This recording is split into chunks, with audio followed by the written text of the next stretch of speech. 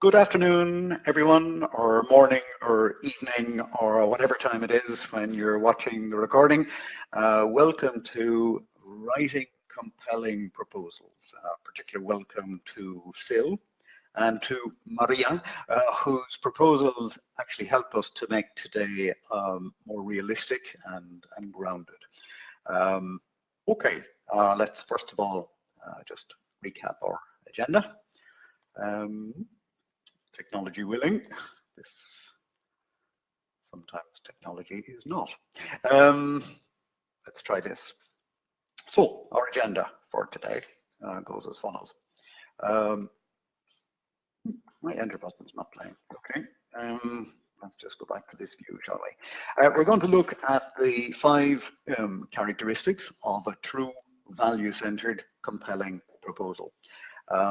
And we're going to apply those 5 characteristics to 2 real-life proposals that 2 of you kind volunteers have bravely submitted for review on this call. And out of that, we're going to just run through the kind of checklist of activities that we might want to engage in before we do a proposal. We'll take some time to look at the reworked versions. I say partially reworked because time and space didn't quite allow me to finish that, but you'll get the flavor. Plenty of time for Q&A as we go through. And by now, I'm hoping that you can see 2 downloads available on your screen, which are the before versions. So the first is a PowerPoint pack, which is for leadership development. And Phil, whose proposal it is on the call. Can you hear me, Phil? You may want to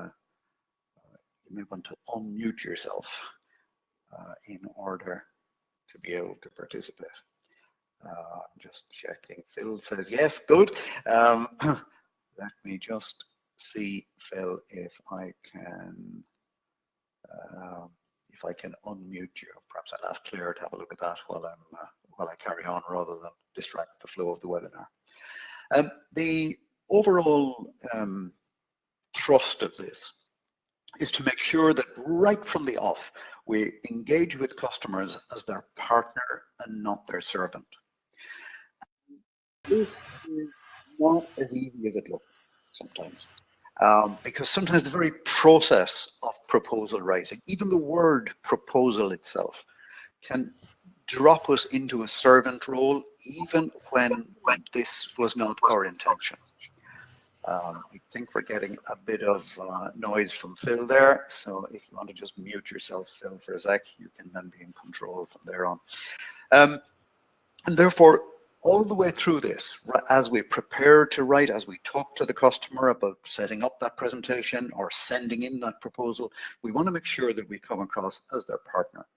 This is doubly important because have you ever noticed how proposals can often kill the relationship? If, you may have spent several weeks or days at least talking to a very keen customer, and then you send in the proposal and the line just goes dead. Suddenly they're unavailable. Suddenly you cannot get hold of them. So proposals have a nasty habit of killing relationships, of killing dialogue if we're not careful. And therefore, what we're working through today is a process which we hope will minimize that risk. I won't say eliminate it, because nothing is certain except death and taxes. A little bit of introduction for those who are new. Some of you won't need this, so I'll go through it fairly quickly. Most of my work is with expertise-based professions, whether they are one-man consulting firms or global organizations who excel in a particular technology. And the common denominator that both of those extremes have is to make evident and to demonstrate the value of their work. Because all too often, the real value of what they do, alas, remains somewhat hidden. And that, therefore, if they can do that, they're able to achieve premium fees and defend that from cheaper alternatives. They are able to be more compelling to their clients. And most importantly, from a human perspective, they get more fulfillment and joy and energy and a feeling of self-worth from their day-to-day activities. Where do proposals fit in all of this? Well, that is a pretty important question. Now, let me just check in here because two people are saying they got no sound. Can I just check that everybody else is getting sound? Okay. Can I just check in that we're getting sound? Thanks, folks. Good. I'll keep going. So the overall process here is quite significant because, as you can see from that diagram, proposal writing fits here and not somewhere here at the beginning of the process. And alas, this is one of the problems that, as we see, often gets in the way of doing a good proposal. So in a true value-centered process, we learn to do these steps in order and to take customers through this journey one at a time. The first step is one of preparation, not a key topic today. The second step is one of exploring the real needs behind the customer's requirement. So it's not just about exploring the scope of work, it's exploring the need behind the scope of work. It's not just exploring what the customer needs to do, but why they need to do it. And it includes reframing that. In other words, adding value in advance of any proposal, in advance of any sale, by bringing a new perspective to those problems, out of which we earn the right to have a conversation with the customer about their options. And in exploring those options, the question of budget will, of course, come up, and we have an open conversation with the customer about different options. And then, and only then, when we have some degree of common ground about all of that, then we do a proposal, ideally with them rather than for them. Now, a number of you are probably going, that'll never work. Believe me, it does. I've taken lots of individuals through this and lots of large organizations through this. It's for you to decide what your sales process is, not for the customer. So you decide how it is you engage, you decide how it is you explore need, you decide how and when you do proposals. There is no God-given obligation on you to do a proposal with clients who have made no commitment to you. Honestly, folks, get it, because when you start empowering yourself and when you start living a degree of self-worth from this perspective, then the resulting document is going to be better. We cannot just change the format of a document and expect a new document format to in itself be more compelling. We have to change the journey by which we get there. And a lot of my day-to-day coaching work, as some of you know, is working with people through the briefing and debriefing process so that we get to a proposal point that is in itself more compelling. Three things we're aiming to do. We're aiming to educate the customer. We're aiming to engage with them in doing so, because if we just do education without engaging, we will simply come across as arrogant or patronizing or maybe even irrelevant in some cases. And finally, of course, we want to actually sign them up, because at the end of the day, we're not Mother Teresa. We're in business to actually work with customers, and therefore, if we're not in a position to sign them up, then at the end of the day, we're going to run out of resources for the education and the engaging. Okay, proposal writing itself. Some of the classic pitfalls that we want to avoid, and the best way to see these pitfalls is to look at things from the perspective of you as a customer rather than you as a supplier. So think back, if you will, to a time when you were buying a service, when you asked others to submit to you, to submit either a proposal for a website, for example, or a proposal for accounting services, or anything that you might be buying.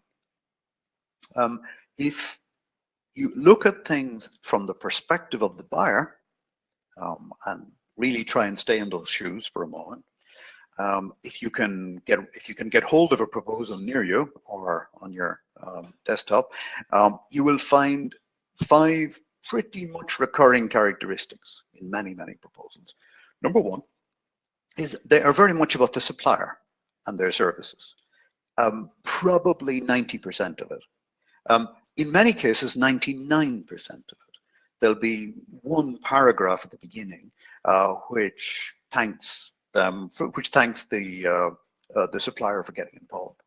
I'm exaggerating, but only a little. The second is that while there may be reference to a scope of work, and there often is, you know, headings like your brief is a fairly classic heading for a scope of work.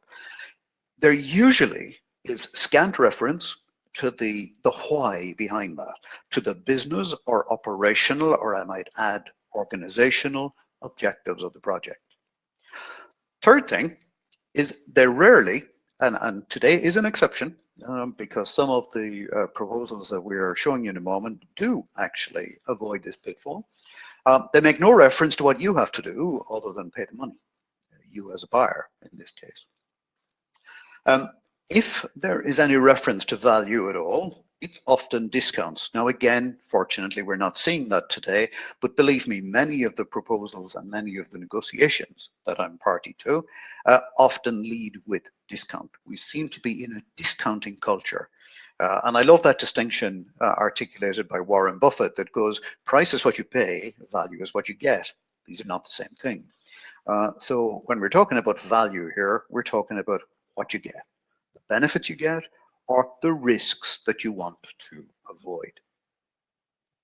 And finally, and perhaps most importantly, particularly for those of you in consulting or in expertise-centered businesses, it's important.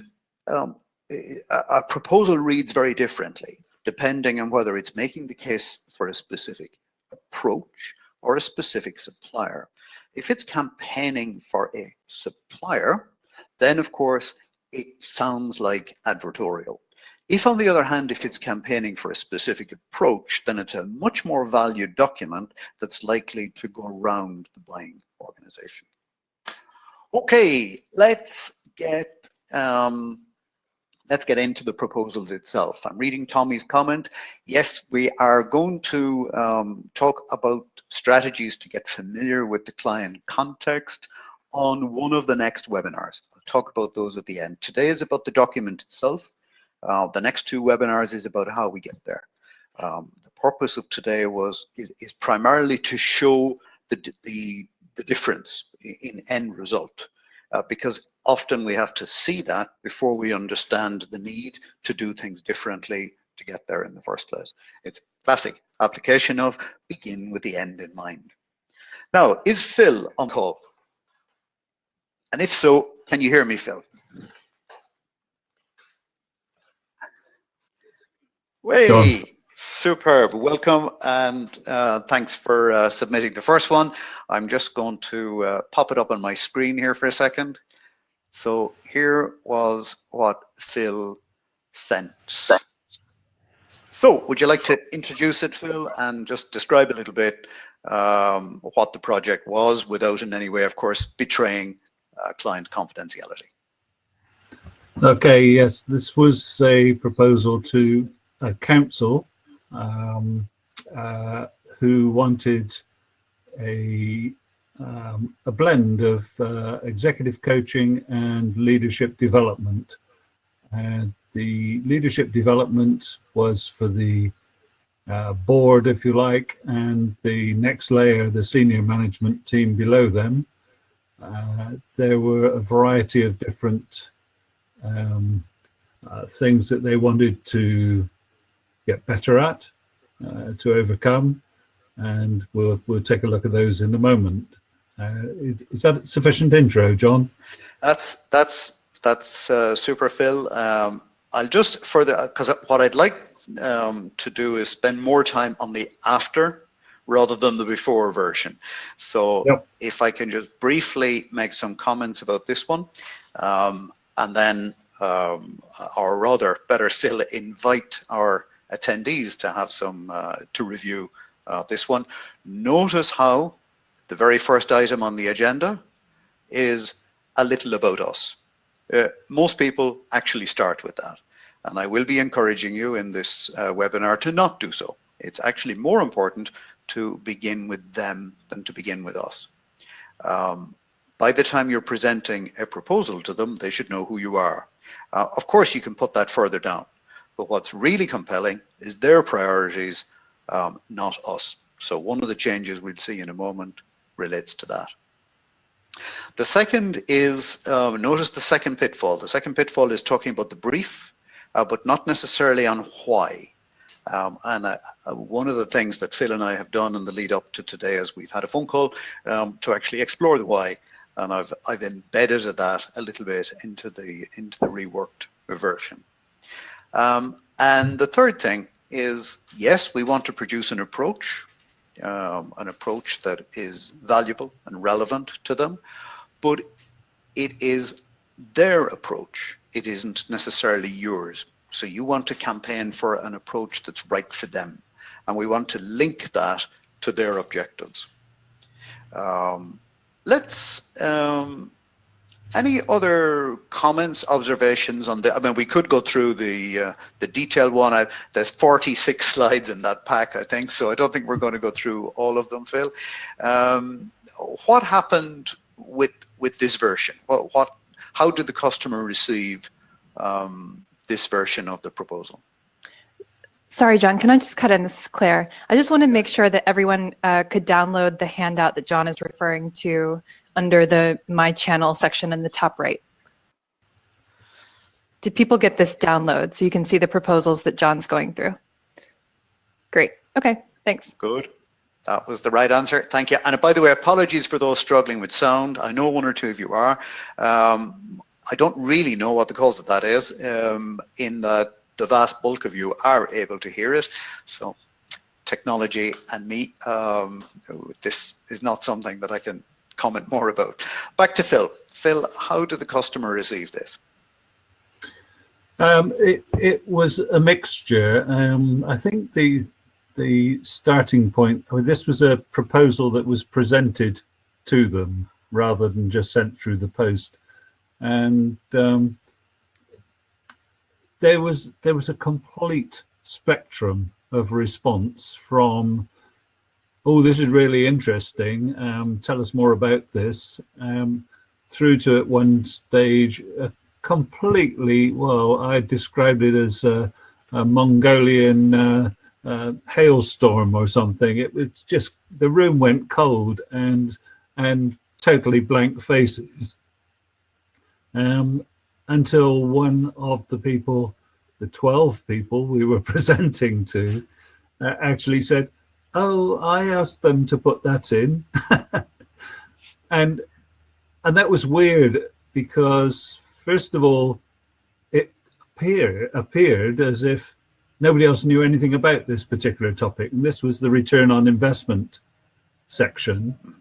And it was just totally blank faces. And once this person had owned up to asking for it and telling us that it was one of the 4 most important things for us to cover, suddenly the CEO and the development director got interested in it and started asking all sorts of questions. I just have no idea what happened there.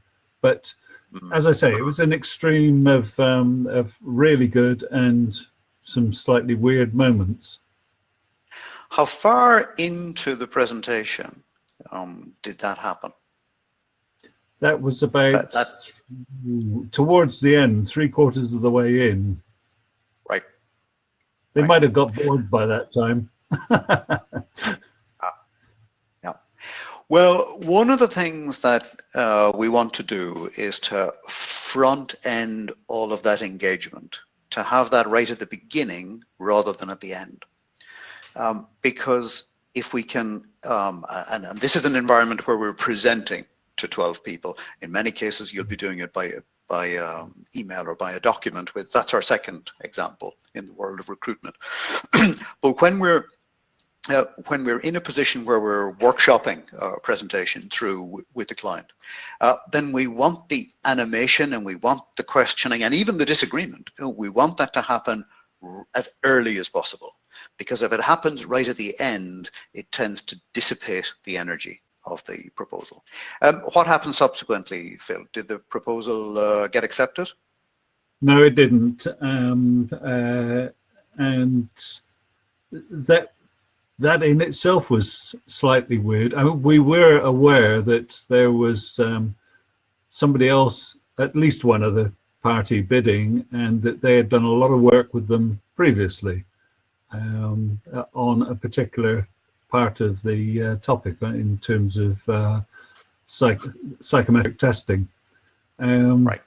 But it didn't feel as if we were just being put through well, let's see what everyone else comes up with in terms of ideas, then we'll give it to the previous party. It didn't feel that way. I've been in those situations before. But they rang us 4 days later and said that we had not won it. And there was some concern, which I have to say surprised me, because I've sat through rather a lot of these sort of things and written them in my life. But there was some concern that the words were passionate, but we were not, which still puzzles me. There must be an answer there, but yeah. So we didn't win it. Okay, we'll ask Phil to pop on mute for a moment. I'm going to speak for Maria. As you can gather, Maria is not her real name.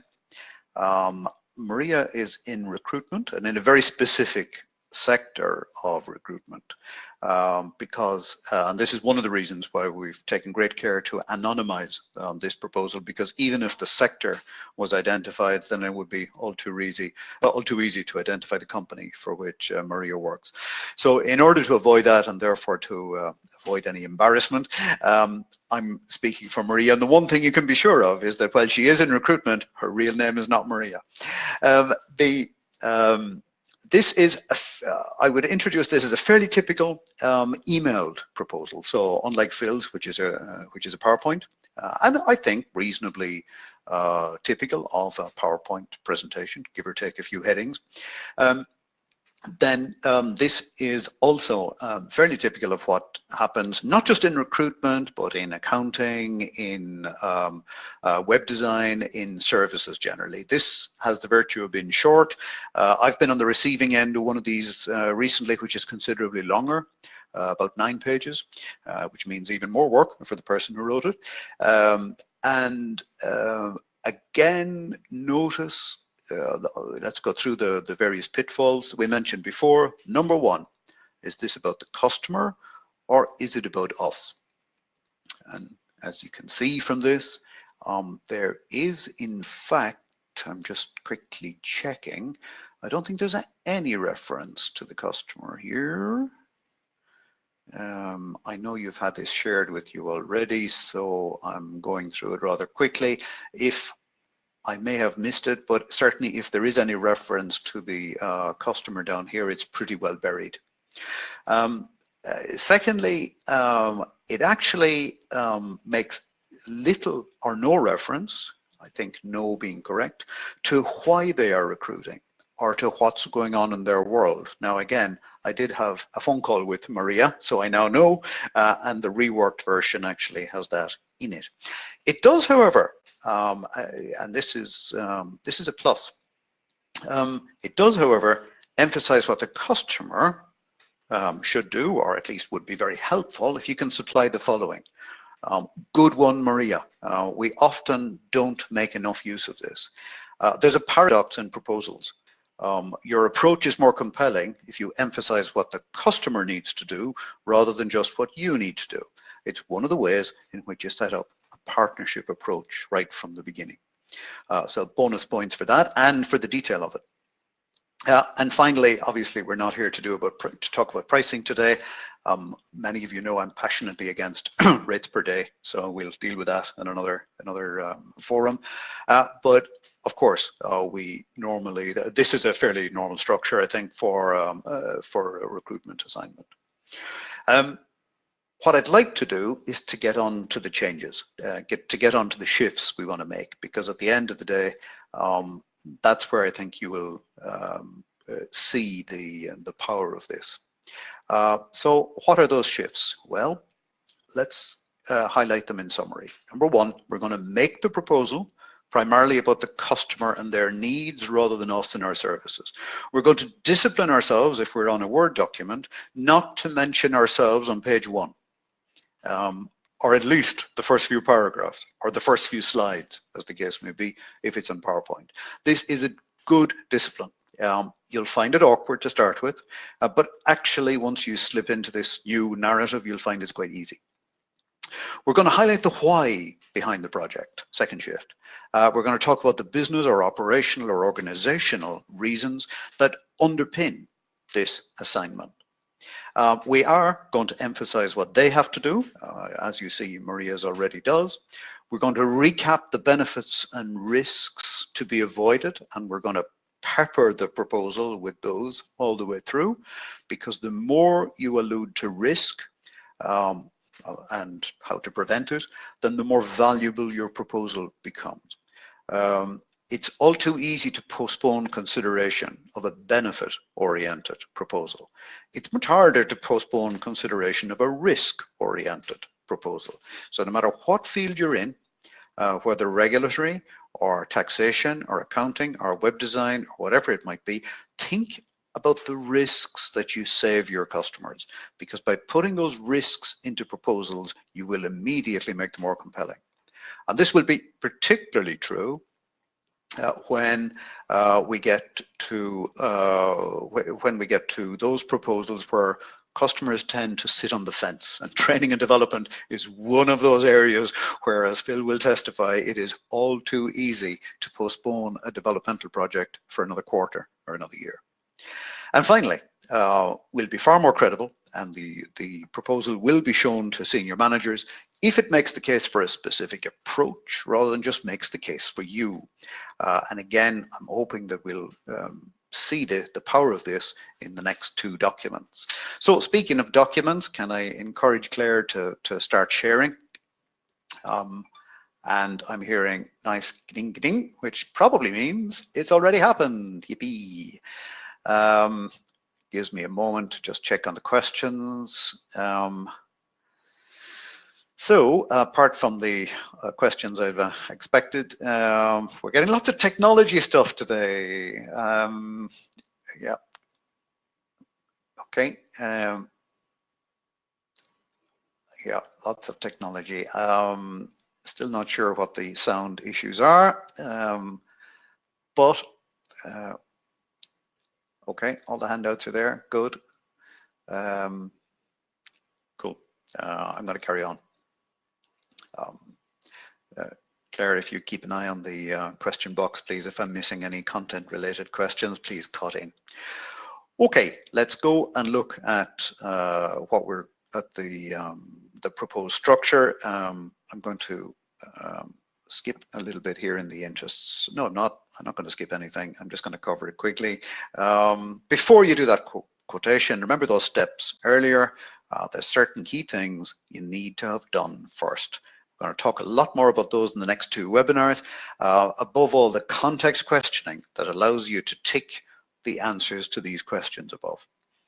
If we have not done these things beforehand, our proposal will be weaker. In fact, I'd go further. Why on earth would you spend time churning out a proposal for a customer who has not made any effort to enable you to know the answers to these questions? Surely this should be standard prerequisite for doing proposals in the first place.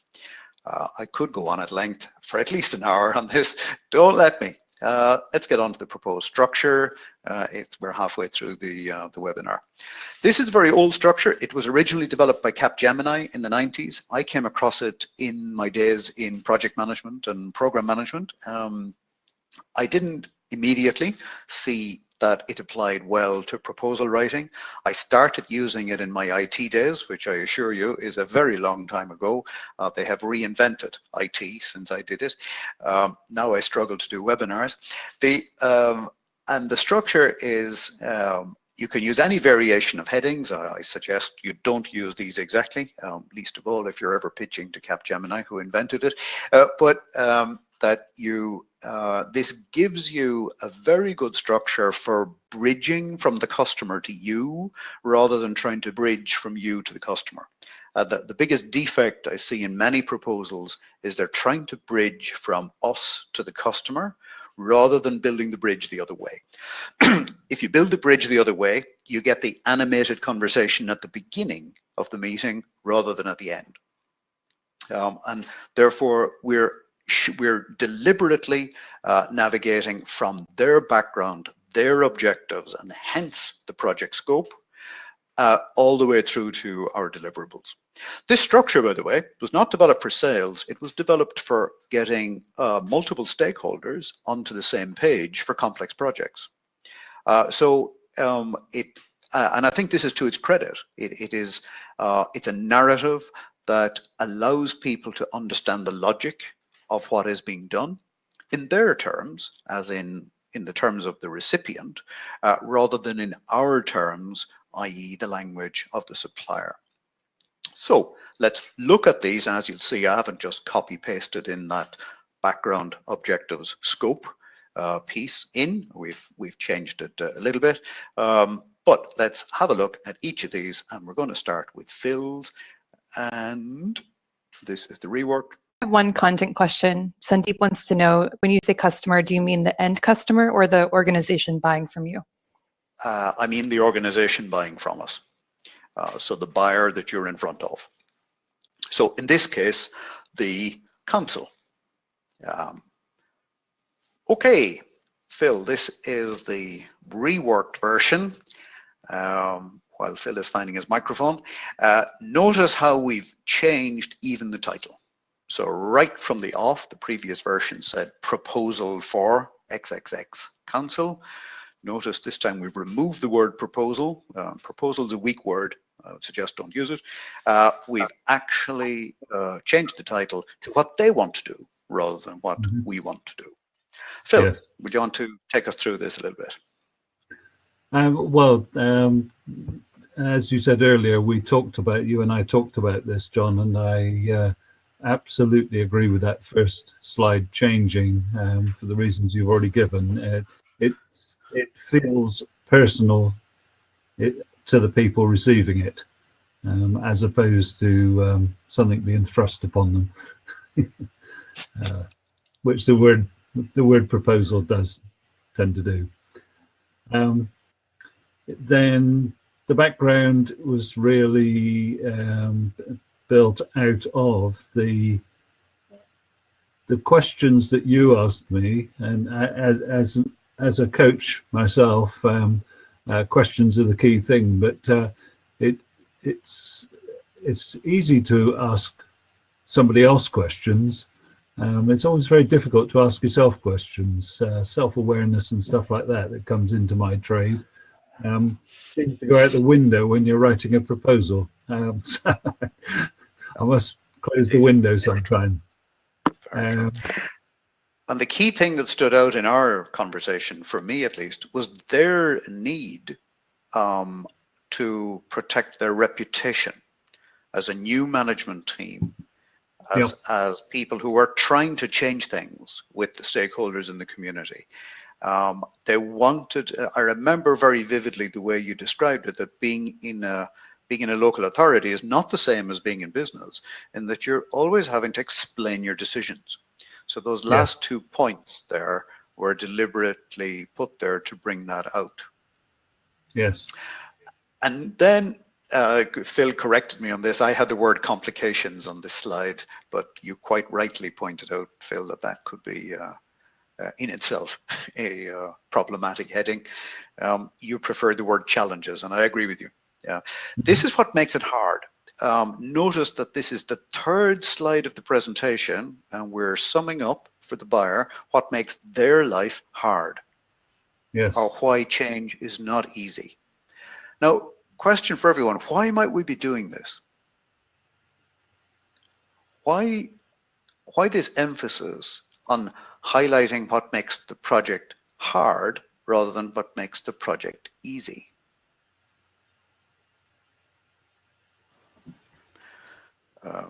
Somehow I have lost where it says questions and answers. Okay. To help the client see the need from me, says Fiona. Bingo. Exactly. If it's easy, they can do it themselves. the perfect combination. Sorry, Phil, go ahead. I think it's a combination of two things here. And one is gaining, where you can, confirmation about the things that you've put there, that you've understood from them previously. Yes. And the other is correcting any of those things which you could have misunderstood in the first place, or situations changed. Exactly. And all the time you're establishing yourself as the trusted navigator to be able to put these on the slide in the first place. You clearly know the territory, you've heard the requirements, you've incorporated things from your experience elsewhere, and you can bet your bottom dollar you'll get some animated conversation for your slide 3. Indeed. With a bit of luck, that's roughly 3 minutes into the presentation, as opposed to 45 minutes into the presentation. And by now we're getting engagement. So we move on in the light of the above. Notice two things. We go on to define the objectives. This is the O of BOSCARD. It's the second step of the BOSCARD, BOSCARD. By the way, you can Google that to your heart's content. There's loads out there on BOSCARD. The O is objectives. And the objectives, interestingly, I've plucked this quotation from further down in Phil's pack because it is already written by them. It's in their language, I believe. I forget where it's written, Phil. Maybe you can remind us. Maybe not. Not at the moment. But their words is they want to boost confidence in the borough. That's their why. Their big why is nothing about training and development. It's an awful lot about boosting confidence. Yes. And out of that, and this is where we're trying to bridge, if you like, into Phil's approach here. Notice that slide has been brought forward in this pack as well. So I've brought out 4 key ingredients that, again, in our conversation, Phil, prove important, which is building credibility and trust, showing effective decision making, being able to explain those decisions that are made rather than not being able to explain them, and hence your emphasis on accountability, and as a result, boosting confidence. Now we define approach that's not so much our approach. Remember, that was the heading in the previous slide, but this time it's approach for boosting confidence, i.e. we're tailoring the approach that you as the buyer, irrespective of who the supplier is, this is the type of approach you need in order to boost confidence. Thereafter, it's back to all I've done is I've front-ended well, with one exception where I moved the slide up.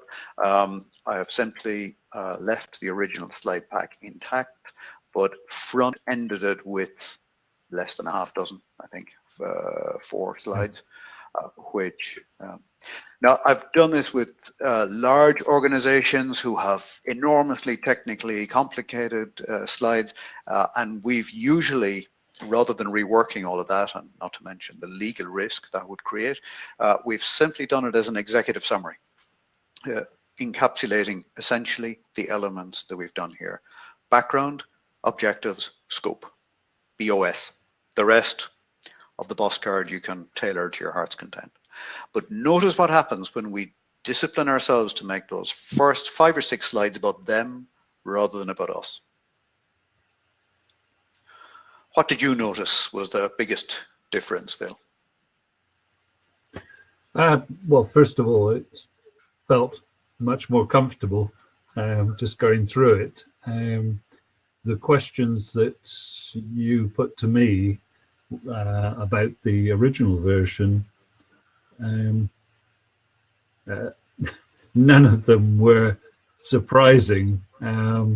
I suppose they were disappointing only in that we hadn't done that already ourselves.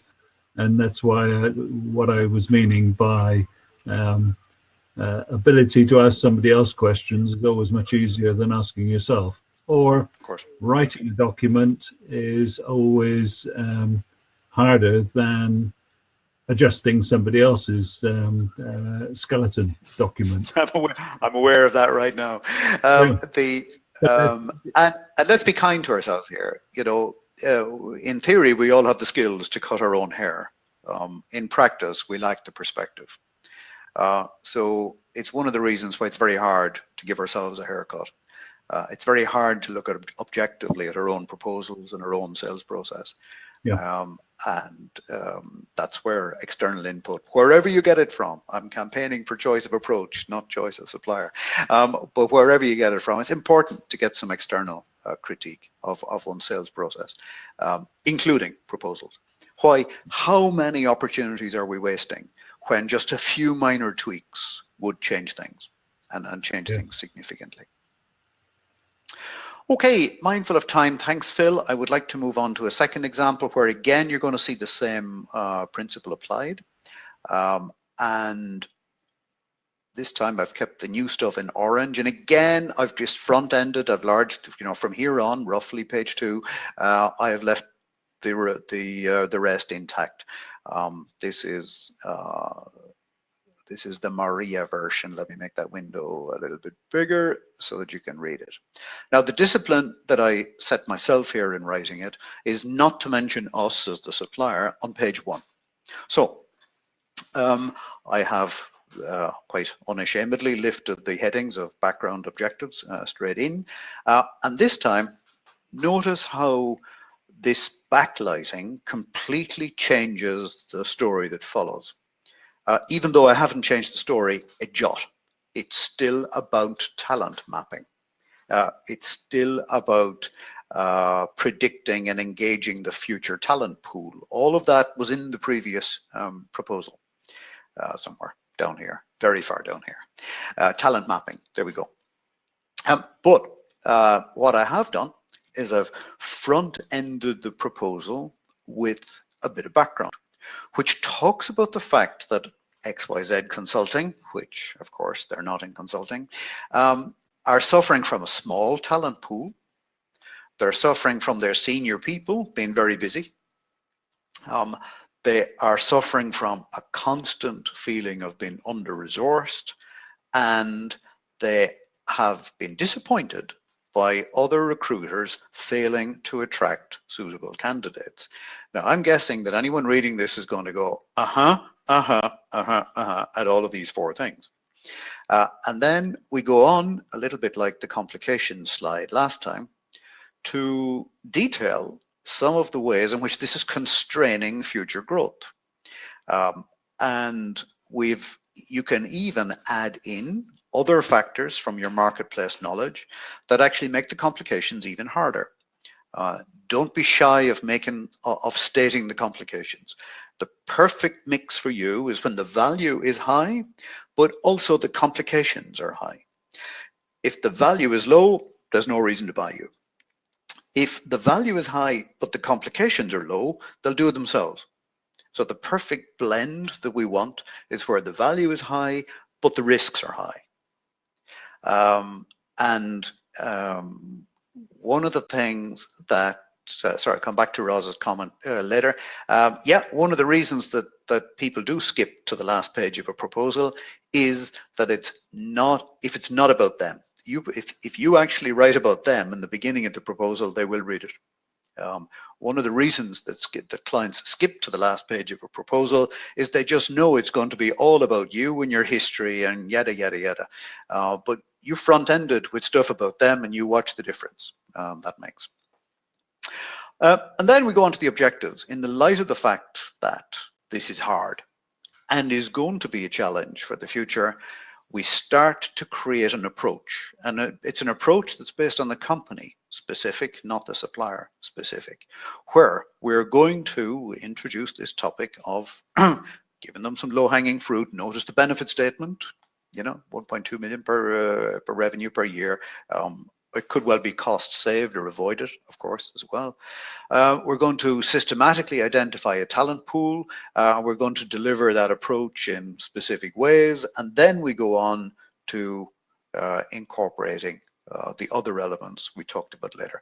This is campaigning for choice of approach rather than choice of supplier. To sum up here, there's 3 big shifts we're doing. One is we're making it about the customer and not about us. We're disciplining ourselves not to mention ourselves in the first page of a proposal. We're talking about the business objectives and not just the scope of work. In other words, why do they need outside help? They need outside help, A, because of the benefits they want to engage, or the risks they want to avoid, and secondly, because it's hard. If it was easy, then everyone would be doing it. So don't be shy of putting in the hard complications into proposals, or the challenges, as Phil calls them, rather than complications. It already emphasized what they have to do. That was already pretty good. We put a value statement in there. So we said, what's it going to be worth? It's going to be worth another 1.5 million on their revenue. And most importantly, we've campaigned for a proposed approach. Oops, proposed. Recommended would be better. Just caught myself there. I'm wary of that word proposed. It's a weak word. Recommended approach or agreed approach. Bear in mind, if you're doing this with them after discussion of options and budget, you can now begin to talk about this as an agreed approach rather than just a proposed approach. We campaign for choice of approach rather than just choice of us as the supplier. Therefore, you have a much higher value document than simply a piece of sales material. So back to here. I'm watching for any comments or observations on that. I was watching to see if we'd actually lost any attendees. I think we've actually gained a few since we began. The key distinction here that we've ended on is that of finding the best approach. At the end of the day, that's what buyers find compelling. And one of the reasons they just don't read a lot of proposals is what's in them is not valuable. You know, stuff that makes you unique and testimonials from your clients and all that. Yeah, it's okay, but you know, let's face it, as Roz has already commented, a lot of buyers just skip straight past that. I just read a 9-page proposal. I assure you, the first thing I wanted to know is how much is it going to cost? Why? Because most of the rest of it was about them and not about me. In fact, I had to dig quite hard to find and I did eventually find the value. But ironically, I, as the customer, had to dig hard to find the value, as opposed to it being evident. And it was a classic illustration of hidden value. The first book I ever wrote in 2005 was called Hidden Value, and I really must republish it because that phenomenon has not changed. In today's economy, value is more hidden than ever. I've detailed some of the other pitfalls here. So these are not pitfalls in the document, but pitfalls that happen around the writing of the document. Doing it in too much of a hurry is a classic. You know, we need your proposal by tomorrow afternoon. Well, really, that's going to require a lot of work from you, Mr. Customer. Doing it with the wrong person. That third point is one of the most significant reasons why some proposals fail, in that they're simply that we're engaging with the wrong person in the course of doing it. That's where the context questioning in the next webinar becomes crucially important, to make sure you're engaging with the right person pre-proposal, because once that proposal goes in, the line goes dead. And I think we've covered the rest in today's story so far. So summing up, in the overall, and by summing up, I don't just mean on proposal writing, but on the overall process, if you are executing a value-centered way of doing business, then you will be bringing something to your customer in the first place, the very first step of the process preparation. We're going to be asking why questions and not just what questions. This is the subject of the next webinar. That's the second step of the process. You're going to be preparing really good discovery questions and stories to go with those. What step is that? Checking if you're still listening. The step of actually asking discovery questions, uncovering need, and telling stories that help to uncover even more need and hidden dimension of problems. What step of the process alluded to earlier, which I should really put back on the screen. Which step are we talking about?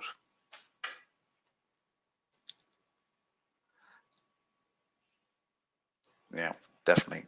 So definitely we've all gone to sleep now, have we? We're trying to find it. It is still step 2. The second step is exploring need. Discovery questioning, crucial part. Remember, it's what Phil has alluded to already. You know, it's that ability and remembering to ask these questions in the first place. Okay, back to slide, find it. The reframe, quite important. The reframe is what distinguishes this value-centered way of working from just about every other way of working. And then when we've done the above, we're in a position to do that quotation following the boss card structure with a customer. 2 webinars coming up are intricately linked with this topic. The first one is how to actually open that first meeting, which is very often these days a phone call or a Skype, how to open that first meeting with impact. So it's your first 2 to 3 minutes of the meeting. And then, as already discussed on July 10th, asking better discovery questions. We tend to ask factual questions. We tend to ask what questions. The purpose of this webinar is to ask better ones. And we'll have some sharing about which questions work well for you on the call. If you're signing up for both of those, you get, this is a wonderful suggestion of Claire's, you get a free proposal review, just as I've done with Maria and with Phil. Today, I'm happy to do, just without the embarrassment of doing it in public, happy to do a call with you to review any proposal of your choice. Please try to send me a good one. That's hard to find problems with. And then we'll have a call to discuss it, or by email if you prefer. And for your planning, and again, I'll come to the topic in a moment, in London on November 16th, I know that seems like a very long way and another climate so far away right now, but it will come upon us faster than we know. Then please do mark your diaries for the next masterclass in London. You will get an email as usual at the end of today's call, which, because the feedback, by the way, is what's giving us the program. The program for the autumn is being put together entirely based upon the questions that we're sending out and the answers that you're giving. Come back to Rosa's question in a moment. One of the things that would be very helpful is if you can suggest a topic for the masterclass. Now, the current favorite is the one that's in front of you. It's how do you breathe fresh life into existing client relationships? We've been talking a lot about existing prospects, but not so much about existing clients. And the lowest hanging fruit of all is the clients we already have. They're the easiest to do business with. Their credibility is already established. There is a risk of disappearing into the furniture and becoming part of the furniture. So how do we breathe fresh life into existing client relationships is the current favorite for the masterclass on November 16th. Your thoughts on that would be very interesting. If you have alternate topics that would be more valuable to you, please tell us now, because we need to put the program for the autumn together surprisingly soon. And as usual, the slides and the replay will come tomorrow. There's a simple logistics reason for that. It takes time to upload or whatever, convert, I think is the word, the file. So normally we send that a day later. And as always, please, you don't have to email us. If you register for the webinar, you will automatically get the recording, as many of you already know. We have a few minutes for Q&A. Question from the day: if HR is a gatekeeper, it will not let you talk to the decision maker. Indeed.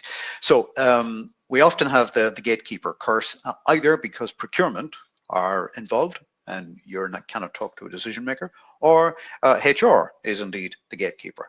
So what I do, as I often have to deal with the HR problem, is I ask them some really, really hard business-oriented questions that they cannot answer. And I highlight some of the pitfalls and risks that similar projects have fallen into because they didn't know the answer to those questions. Sooner or later, HR will, well, may, there is no certainty, Ross, as you well know, but there is an increasing probability that if you ask some really good context questions, you can actually engage with the senior people. To engage with senior people, by the way, there is a little trick. Ask future-oriented questions rather than today-oriented questions, because the middle managers are those busy coping with today. It's the senior managers who have to cope with tomorrow. So look for questions like, how will the structure be different in a year from now? Or what developments in the marketplace do we need to take account of now in order to set up a system that's right for that? The future-oriented questions tend to be in the hands of the more senior people. So ask future-oriented why questions rather than past or present-oriented fact questions. That helps to get to the decision maker. By the way, there usually isn't just one anymore. Alas, gone are the days of the individual decision maker. More and more organizations now make decisions by consensus. And that is one of the reasons why we need reframes. That's one of the reasons why we need very powerful, compelling proposals, because the default setting, alas and alack, is no decision. I don't know what happened in Phil's case, whether they chose another supplier or whether they're still thinking about it. But I know that in many, many situations, when I ask that question, you know, did you, if somebody didn't win, what happened? Who did they choose? The answer quite often is nobody yet. And I think that's one of the implications of consensus decision making is that we don't end up with a decision at all. And Phil says, no, we don't know yet either. There we go. That's you know, the default setting. Your principal competitor is not the other firm. Your principal competitor is uncertainty and sometimes even apathy and indifference. That's the competitor we need to deal with. So it's not that we lose the work to another company. It's that no decision gets made. And that's particularly true in the consensus decision-making environment we're currently in. Charles is asking, should we include terms and conditions with the proposal? Yeah, in some cases it will be appropriate. I don't.